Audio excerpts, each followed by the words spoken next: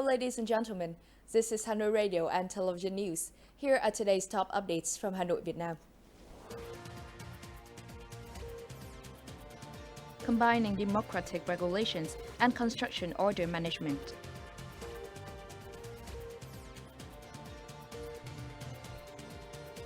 Hanoi chairman meets with citizens.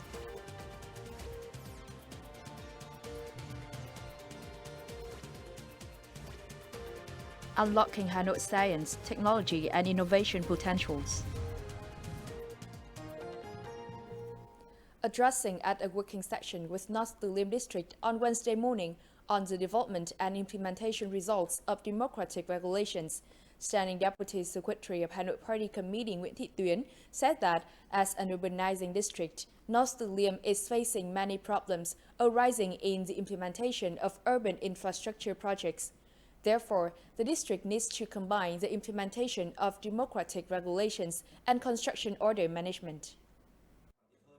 Appreciating North Tu Liêm for having promptly issued guiding documents on the implementation of democratic regulations in site clearance and land management, Standing Deputy Secretary of Hanoi Party Committee Nguyễn Thị Tuyến said the district is witnessing rapid urbanization. More than 100 projects, including 2 key projects of the city, are being implemented in the locality. As a result, many pressing issues have arisen in construction order management and site clearance work. Mrs. Nguyễn Thị Tuyến asked North Tu Liêm to publicize full and detailed information about the projects and financial plans to achieve consensus among people. The Standing Deputy Secretary of Hanoi Party Committee also asked North Tu Liêm District to combine the implementation of democratic regulations at grassroots level and digital transformation in the implementation of administrative procedures, especially in site clearance and construction order management. Along with that, it is necessary to review the implementation of decentralization and authorization in association with strengthening inspection and supervision. Especially, it is necessary to further promote the role of the Vietnam Fatherland Fund and socio-political organizations in the supervision over finance and budget, land management, and construction order. From now until the end of the year, the district needs to focus on reviewing all the targets and tasks in 2022, focusing on solutions to positively contribute to the city's economic recovery and development. On Wednesday morning, Chairman of Hanoi People's Committee Trần Sĩ Thanh had a regular meeting with local citizens at the headquarters of the city's Citizen Reception Office. At the event, Hanoi Chairman Trần Sĩ Thanh listened to complaints of 9 citizens from Dong Da, Hai Bà Trưng, South Tu Liêm, and Thanh Trì district. The family of Ms. Ngô Thị Oanh, a martyr's wife, said that they face difficulties in procedures to donate assets such as houses and land to relatives. The city chairman explained legal issues and assigned the Municipal Department of Natural Resources and Environment to appoint staff to assist the family in solving the problems in accordance with the law and complete the process by the end of October 2022. A citizen in Hai Bà Trưng district reported the construction order violation case at number 96 Levanhue Street that had not been handled for a long time. The city chairman assigned the Municipal Department of Construction and the 2 districts of Hai Bà Trưng and Hoàn Kiếm to review all relevant legal documents and put forward a unified solution so as to ensure the interests of the parties involved in the coming week. Meanwhile, a citizen in Đại Mỗ Ward, South Tu Liêm district, said that land acquisition in the locality is not satisfactory. The local balancing lake is occupied. Leaders of South Tu Liêm People's Committee and the city's inspectors answered citizens on a specific issue.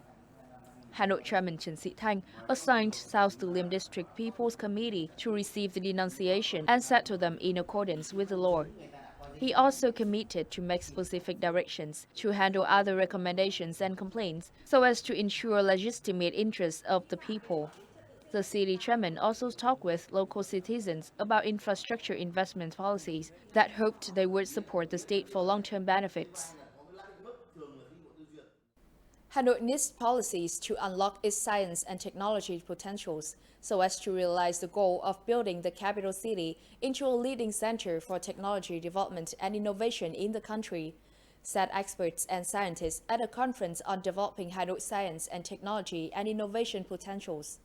The event was co-chaired by Deputy Minister of Justice Phan Chi-hiếu and Standing Vice Chairman of Hanoi People's Committee Lê Hồng Sơn. Experts shared their experience on how to develop specific mechanisms and policies, develop high-quality human resources, encourage businesses to participate in innovating activities, and promote the city's digital transformation. According to Standing Vice Chairman of Hanoi People's Committee Lê Hồng Sơn, science, technology, and innovation must help raise GDP and per capita income. Acknowledging the ineffective implementation of policies to solve such pressing issues as waste treatment, environmental and water pollution, he emphasized the importance of the leading role of the state, as well as specific goals, objectives, and outcomes. Hailing the enthusiastic and responsible contributions by participants at the conference, Deputy Minister of Justice Phan Chi-hiếu stressed that their recommendations will be seriously studied so as to improve policies and the proposal for the amended capital law amended in the coming time. A thematic section on promoting the implementation of policies to support businesses and workers, facilitate production and business recovery, as well as sustainable development, was just held within the framework of the Vietnam Socio-Economic Forum 2022. At the event, representatives of the State Bank of Vietnam clarified many difficulties faced by businesses in accessing the 2% interest rate support package. According to statistics released by the State Bank, after 3 months of implementing Decree 31 on interest rate support from the state budget for loans of enterprises, cooperatives, and business households, to date, only nearly 550 clients have accessed this program, with new loans amounting to just 4.1 trillion Vietnam dong. According to the program, loans will receive interest rate support from the state budget. Therefore, there are strict requirements on borrowers and capital recovery. However, eligible businesses are still introduced to the program by commercial banks. According to the State Bank of Vietnam, there are 4 groups of main difficulties that are hindering the implementation of the 2% interest rate support package. Accordingly, customers receiving the 2% interest rate support must use their loans in sectors and fields specified in Decree number 31, but many businesses are operating in multiple industries and fields. In terms of psychology, a representative of the State Bank of Vietnam acknowledged that there are still concerns among commercial banks, as previous interest rate support packages also face certain difficulties in disbursement and audit. Meanwhile, businesses also do not want to borrow for many reasons. To solve such difficulties, the State Bank of Vietnam will deploy an interdisciplinary working group to localities to answer related questions, organize conferences to connect businesses and banks, at the same time coordinate with ministries and sectors to improve policies and procedures so that customers can get loans and this support package can be deployed faster. According to Hanoi Department of Tourism, the capital city is expected to welcome 13.1 million domestic visitors and over 755,000 international arrivals in the first 9 months of 2022. The total number of visitors is expected to quadruple that of the same period last year, and total revenue from tourism activities in the period is likely to reach 40 trillion Vietnam dong. In September alone, the number of visitors to Hanoi is estimated at 1.48 million, including 184,000 international visitors and 1.3 million domestic visitors. They are remarkable achievements after Hanoi decided to restore tourism activities in the post-COVID-19 period. The city's main attraction is still cultural tourism, with well-invested products such as the Sacred Night Tour at Hua Lo Prison, the Decoding the Imperial Citadel of Thăng Long Tour, the French Architecture in the Heart of Hanoi walking tour, or activities of pedestrian streets, the Old Quarter, and craft villages in the suburbs. To attract more visitors from now until the end of 2022, Hanoi will further promote tourism products in the suburbs, continue to build a digital map of tourism, and organize Hanoi Golf Tourism Week 2022 and Áo Dài Festival 2022. That is all for today. Thank you for watching. See you next time.